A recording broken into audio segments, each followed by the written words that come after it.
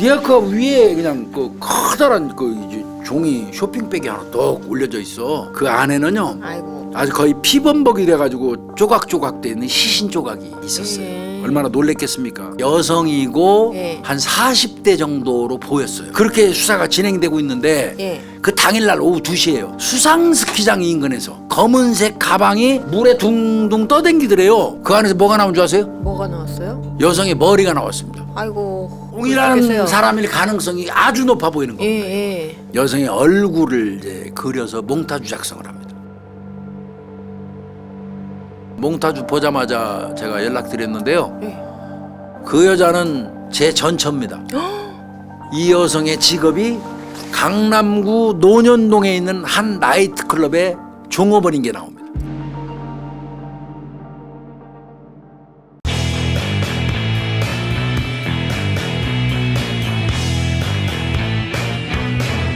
오늘 대한민국 살인사건은 283회네요. 1997년 8월 23일이니까 한여름이네요. 아침 8시 30분경에 서울 강남 압구정동 복판입니다. 쓰레기 그 하치장 모아놓은데 뭐 이런 데가 있을 때요. 한남대교 그 아래 거기서 이제 환경미화원 분이 이것저것 분리하고 이제 이렇게 이제 하려고 거기다 니아카를 놔두고 이제 갔다가 왔는데 니아카 위에 그냥 그 커다란 그 이제 종이 쇼핑백이 하나 떡 올려져 있어. 그래서 이제 에이씨 내려놓으려고 이제 그걸 딱 들었어. 뭐가 들었는지 엄청 무거운 거야. 그래서 끙끙거리면서 그 쇼핑백을 이제 내렸어요. 뭘 버렸어? 이게 뭐야? 그러고 이제 봉투 안을 살펴보는 거죠. 그냥 비명 지르면서 그 자리에서 털썩 주저앉았어요.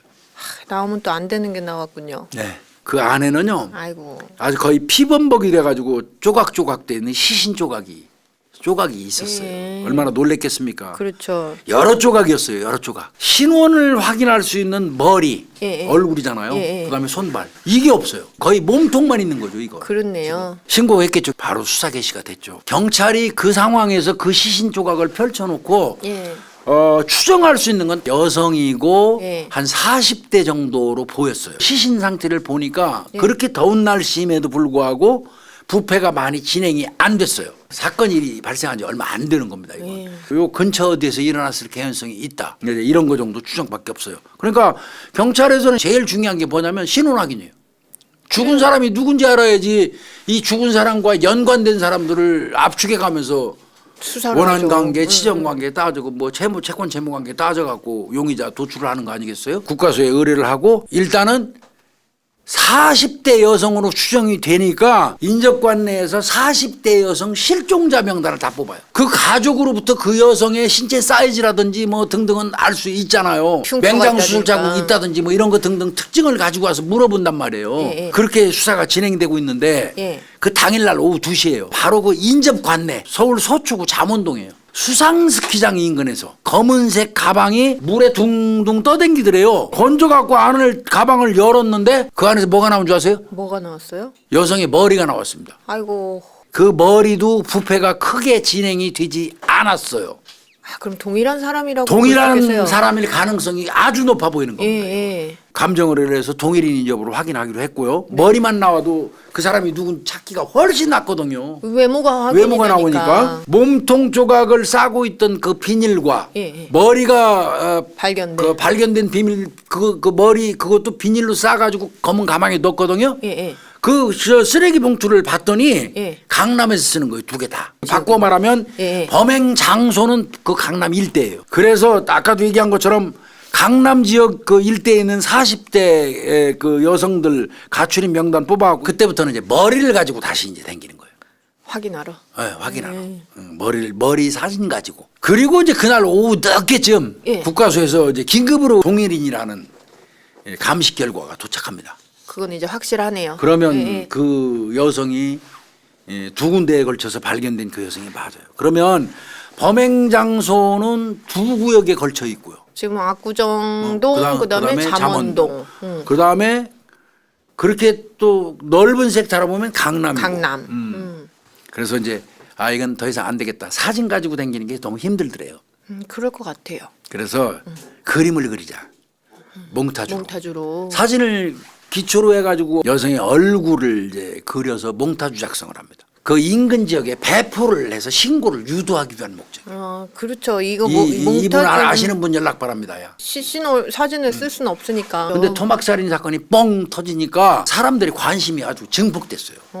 엄청 집중돼 있던 그런 시기예요. 그러니까 제보가 수도 없이 들어왔습니다. 시간은 계속 흘러가요. 형사들이 초조함을 느낄 즈음이 됐어요. 서울 청담동 주택가에서 흉측한 물건들이 비닐봉지에 들어있다는 그 신고를 경찰에 한 사람이 있어요. 뭐가 들어있었을까요? 그러니까 아마 이제 그 지구대 파출소에도 이 사건이 쫙 배포돼 있을 거 아니에요. 그런데 마침 그 파출소에 신고 하나가 들어왔어요. 어떤 할머니가 네네. 이상한 물건이 그냥 흉측한 게 비닐봉지에 들어있어 갖고요. 경찰에 신고하는 거예요. 그러니까 그 파출소에서 그 신고를 받고 나가서 확인해보고 예. 즉시 수사본부로 연락해 준 거예요. 예. 연관관계가 있다고 봐서. 그럼 그 흉측한 물건이 뭘까? 예. 비닐봉지에 들어있다는 거예요. 그래서 청담동으로 형사들이 즉시 날라갔겠죠. 예. 그 물건을 발견했던 할머니 딱 만나가지고 뭐예요? 어디로 그 물건 어디 있어요? 그래서 그 보관 장소로 갔어요. 예. 가서 보니까 그 비닐봉투 안에는 피범벅이 돼 있는 수건 4장, 그다음에 고무장갑, 맥주병이 들어있어요. 이게 뭔가 작업했을 때 썼을 것 같은. 그래서 혈흔이 동일한지 여부를 확인하는 건 국가수할 필요도 없어요. 그 당시에 서울대 의대 그로 저 혈액 의뢰를 합니다. 일치하는지 여부를. 네네. 그래서 보냈더니 바로 일치합니다. 이 장소도 역시 시신 발견지하고 다 인접 장소입니다. 근데 이제 이 즈음에 예. 아주 유의미한, 자 전단지 뿌렸잖아요. 막 갖다 배포하고 아주 의미가 있는 그 제보가 딱 답지했어요. 목욕탕에서 일하는 종업원 분이 신고를 했어요. 인터넷에 나온 여자는 금년 1월까지 예. 예. 1월까지도 우리 목욕탕에 자주 왔었어요. 경찰이. 그러면 체격은 어때요? 예. 얼굴을 뭐 이런 거 등등 쭉 물어봤어요. 예. 그랬더니 마른 체형이고요. 얼굴은 둥근 편이에요. 그다음에 턱에 이 수술 자국이 있어요. 이게 수술하는 바람에 턱이 적어졌어요. 명확하게. 다른 신체를 안 봤음에도 불구하고 정확하게 일치하는데요. 얼굴만 보고 그 사람의 신체에 대해서 쭉 얘기를 하는데 거의 일치해요, 이게. 그러면 이분이 주로 목욕탕에는 언제 왔나요? 그랬더니 그분 무슨 뭐 딱 정해진 시간대에 오는 건 아니고요. 그냥 수시로 왔어요. 틈나면 온다는 거예요. 그렇다면 그 인근의 거주자가 분명해요. 그렇죠. 가까이 사니까 맨날 자주 가까이 자주 사니까 그 목욕탕에 자주 가는 거예요. 때도 시도 없이 이렇게 그냥 네. 시간 날 때. 맞아요. 그렇다면 이 여성은 청담동 그 인근에 예. 청담동 목욕탕이니까 맞아요. 청담동 그 인근에 있는 곳에 사는 여자가 분명하다. 그러면 발견지랑 확실히 연관이 있는 게 맞네요. 맞죠. 맞는 거죠. 예. 그렇지만 이제 답답한 건 여기서 그 여성에 대해서 정확한 인적 사항을 알 수는 없어 이게. 그렇죠. 외형은 정확하게 아는데. 이건 맞아. 그 목욕탕에 드나들 여자는 맞아. 이게 죽은 여자가. 예. 그런데 그 여자에 대해서 이 종업원이 알고 있는 게 아무것도 없어. 뭐 하는 사람인지 뭐 이런 그거밖에 몰라. 그래서 유의미한 청담동 인근에 산다는 것까지만 이제 소득으로 건지고 좀 더 자세히 해서 얼굴을 컴퓨터 그래픽으로 해가지고 예. 컬러로 제작을 합니다. 그래가지고 한 2만 장 정도를 뽑았어요. 예. 그래서 강남 일대에 싹 뿌립니다. 이제 그 상황에서 최초에 나갔던 과수팀 CSI 의원들이라든지 하는 사람들이 1차 검시를 하거든요. 그때 여성 같은 경우는 수술 자국을 경찰들이 엄청 자세히 봐요. 쌍꺼풀 수술 흔적이 있어요. 그리고 제일 중요한 거는 부검 과정에서 나온 건데 코에서 실리콘 보형물이 발견이 됐어요. 그래서 이제 성형외과 전문의를 찾아가 가지고 보형물 보여줘요. 수술. 그랬더니 한 1년에서 2년 정도 전에 받은 걸로 추정이 됩니다. 이건 큰 소득이에요. 강남 일대 성형외과 또 전부 다 돌아다니면서 보형물 들고 다니는 거지. 그래가지고 이거 여기서 하셨나요? 그리고 네. 또 더 중요한 건 머리털을 봤더니 유난히 이 여성이 새치 흰머리가 많아요. 그래요? 그런데 그 이제 염색을 자주 한 거야. 그러면 그 일대에 있는 미용실도 전수조사해야 돼 이제 또. 근데 그 즈음에 역시 2만 장 컬러로 해서 갖다 전단 붙였잖아. 2만 장 강남 일대. 그 효과가 딱 나왔어. 뭐 제보가 왔어요? 제보가 와 나왔어요. 그 제보한 사람은 조경업을 하고 있는 40대 남성입니다. 그 사진 보자마자 몽타주 보자마자 제가 연락드렸는데요. 그 여자는 제 전처입니다. 이거 뭐 아주 가까운 사람이잖아요. 얘기 꽤 끝난 거잖아. 네. 그 제 전처입니다. 이름은요 김선래입니다. 김선래. 나이는 36살입니다. 예.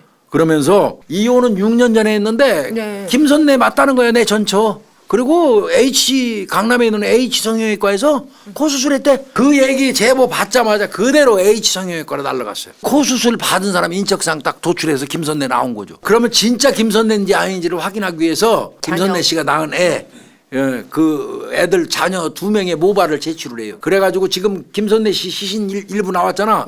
그거하고 DNA 그 모자 성립 여부를 국과수에 의뢰를 해요. 그리고 이 사람이 최초에 제보할 때요. 아내는 그 교통사고 나갖고 이마하고 턱이 수술 자국이 있다는 얘기도 남편이 했었어요. 그러니까 거의 맞기는 맞아요. 그럼에도 불구하고 명확하게 맞는지 여부를 확인하기 위해서 확인 의뢰를 한 거예요. 결국 신원이 확인됩니다. 아, 맞아요. 일주일 만에 그 죽은 사람은 김선내입니다. 그러니까 남편이 제대로 본 거 자기 전처지만 모를 리가 있나 딱 보면 알지. 남편은 알죠. 예. 그리고 이 여성의 직업이 강남구 논현동에 있는 한 나이트클럽의 종업원인 게 나옵니다. 이때부터 이제 사실은 본격적인 수사예요. 피해자 인적사항 밝혀냈으니까 이제부터는 이 사람을 죽일 만한 사람을 찾아야 되는 거죠. 네. 그래서 토막을 냈으니까 그리고 맞아요. 시신을 여기저기 뿌렸으니까 약간 잔인하잖아요. 시신 처리한 게 너무 잔혹하잖아요. 원한 관계가 있을 가능성이 높다고 봤어요. 그런데 이상하게도 이 김 씨 주변에 뭐 가족이라든지 친지, 친구 등 이 연관성을 가진 사람들이 거의 없어요. 답답해지죠, 경찰 입장에서는. 그럼 원한 관계도 아니고 이게 뭐냐. 그러면 이제 집중할 수 있는 건 김선내가 근무했던 나이트클럽과 연결시켜보는 거예요. 나이트클럽에는 여러 많은 사람들, 종업원들 어울리다 보면 그들끼리의 사이에 또 뭐가 있을 수도 불편한 관계가 형성될 수도 있고. 그래서 클럽에 있는 관련자들을 대상으로 해서 김 씨를 마지막으로 본 게 언젠지를 추정을 해봐요. 그랬더니 하나같이 하는 얘기가 8월 22일 날 왔었다는 거야. 그러면 사체로 발견되기 전날이야. 그리고 나서는 없어진 이제, 거예요. 예, 시신으로 발견된 거죠. 예. 그러면 8월 22일 날 나이트클럽에 일하러 왔던 날 이 사람의 최종 행적까지 추적하면 되겠지. 아침부터 저녁까지. 그렇죠. 같이 일하다가 최종적으로 헤어진 사람을 나이트클럽 종업원들을 찾기 시작했어요. 이게 쉽지 않습니다, 이거. 웨이터부터 웨이터, 보조에 또 보조, 청소하시는 진짜 저 호스티스, 악사, 무희, DJ 와서 심지어는 서커스 하는 사람도 오고요. 손님들은 또 손님들대로 버글버글하지요. 그렇죠. 그래서 최종적으로 02시경에 나이트클럽에서 일을 마쳤대요. 그리고 이 김선내 씨하고 동료 6명이 그 인근에 있는 포장마차에 가서 술을 마셨대요. 그리고 그 이후에 그녀가 사라진 걸로 조사가 됐는데 그래서 같이 마신 6명을 조사를 했어요. 그런데 하나같이 술 마시고 헤어지고 그 이유는 모른대. 6명을 한꺼번에 모아놓고 물어보니까 그런 대답밖에 안 나오는 거야. 팀장이 그 보고서 보고 바로 야 인마 1대1 수사. 1대1 들어갔어요. 그 결과 6명을 따로따로 다 조사를 했더니 거의 대다수가 먼저 자리를 떴어요. 김선내 씨 남아있고 그리고 한 사람이 더 있었는데 김선내 씨하고 웨이터로 일하던 한모 씨라고 24살짜리 걔하고 둘이 마지막 남는 거 보고 한 잔 더 한다고 자기들은 안 일어나려고 그래서 자기는 거기까지 보고 끝나고 왔다는 거야. 바로 인적사항 뽑았어요. 그랬더니 거주지가 서울 성북구에 거주해요. 그리고 쫓아갔습니다, 경찰이. 근데 집에 없어요. 여기 없어요? 거주지만 만들어 놓고 거기 실제로 살지 않아요. 그래서 다시 이제 종업원들 또 만나러 갔어요. 그러면 나이트클럽으로 올 거 아니야. 그러게요. 직원이니까. 그래서 나이트클럽 언제 와요? 딱 기다렸더니 그 종업원들이 얘기하기를 아유 안 와요 그 사람. 회식한 날 그 다음 날부터. 그러니까 시신 발견된 날부터야. 그날부터 이 한 씨가 출근은 안 했대. 아, 그럼 너무 유력하네요. 그랬더니 이 한가가 한 4일 후에 8월 27일입니다. 그러니까 나이트클럽에 오더니 일하러 왔어 했더니 아니 나 일 그만두는 거야. 그럼 왜 왔어? 자기가 맡겨놓은 보건증. 그 융업소에서는 보건소에 가가지고 건강검진을 받은 다음에 성병 전염병 없다는 보건증을 발부받아가지고 그 회사 측에 갖다 주면 회사에서 보고 늘 확인해요. 보건증하고 여권을 또 어떤 경위로 맡겨놨었나 신분 때문에. 신분 때문에. 그 보건증하고 여권을 이놈이 찾아갔대요. 그러면서 그 말을 해주는 종업원도 이상한 거. 그럼 한씨야 이러면서 떨더라는 거야 지도. 그때서 비로소. 그러네요. 경찰도 머리가 찌릿한 거고 이제. 아 이건 한가가 유력한 용의자다. 지금부터는 오로지 한 씨 건거에 집중하자. 그래가지고 한 씨의 호적 등본 뭐 이런 것까지 다 파요. 여권을 찾아갔다 그러니까 바로 출국 금지까지 합니다. 국내에 묶어놓은 상태고 이제 계속 찾아다니는 친구 거예요. 뭐 이런 사람들 친지들 이제 밑밥 많이 깔아놓은 거지. 가서 계속 만나면서 나타나면 연락해 주세요 하고 명함 엄청 뿌리고 다니고 했겠지. 예. 그 효과가 나온 겁니다. 어떤 제보가 하나 들어왔어요. 그 한가가 예. 8월 30일 날 예. 오후 3시에 청량리역 인근에서 친척 만나기로 했다 하는 거를 제보를 해줘요, 형사한테. 그러니까 형사들 그 얘기 듣고 8월 30일 날 15신경에 청량리역 그 인근에서 딱 대기하고 있다가 이 사진은 다 뽑아놨잖아. 그렇죠. 거기서 바로 검거해버렸어요. 아, 잡혔어요. 바로. 잡혔어요. 딱 수갑 채우면서 뭐 늘 하는 얘기죠. 왜 죽였어? 예.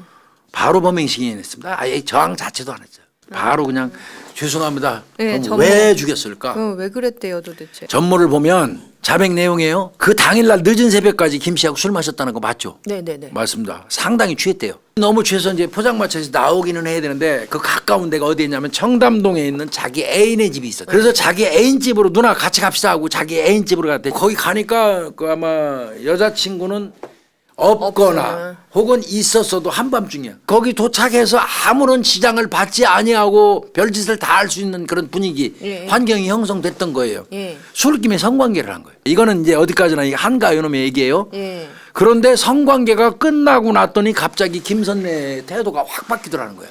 막 화냈대요? 너 이 새끼 나 강간했어? 너 내가 고소할 거야. 이렇게 됐다는 거야. 근데 제가 볼 때는 짐작컨대 요건 준강간이에요. 술 취해갖고 저 잠자는 사람 건드린 것 같아요. 그 바람에 서로 이제 다툼이 심해진 거예요. 넌 내 절대 그냥 안 놔둬. 넌 날 박는 대로 내가 가서 경찰에 고소할 거야. 이놈은 자기가 사정을 했대요. 봐달라고? 봐달라고. 이 자식이 97년도 6월 달에 네. 2달 전이야. 폭력행위 등으로 징역 10월에 집행유예 2년을 받은 상태야. 이 강간죄까지 들어가면 이 자식 징역 10월도 외상값도 같이 갚아야 되잖아. 무조건 징역. 박살나는 거예요. 얘는 무작정. 그러니까 사정을 엄청 했대. 예. 그런데도 너 이 새끼 절대 안 봐줘. 안 봐줘. 이래서 자기가 안 되겠다. 죽여야 되겠다. 이렇게 살해하기로 결심을 했다는 거야. 예. 그래서 몰래 칼을 들고 와가지고 갑자기 목을 찔러버렸다는 거야. 어우, 갑자기요? 김선래 씨의 목을 찔러버렸다는 거야. 그다음에 바로 그 화장실로 이동을 해가지고 거기서 시신을 6등분한 거야. 6등분. 그리고 쓰레기 봉투에 담아서 한남대교 쓰레기장 인근에 유기하고 그 니어카 위에. 네네. 그게 몸통 처음에 발견됐던 거고요. 예. 자백에 의거해서 네.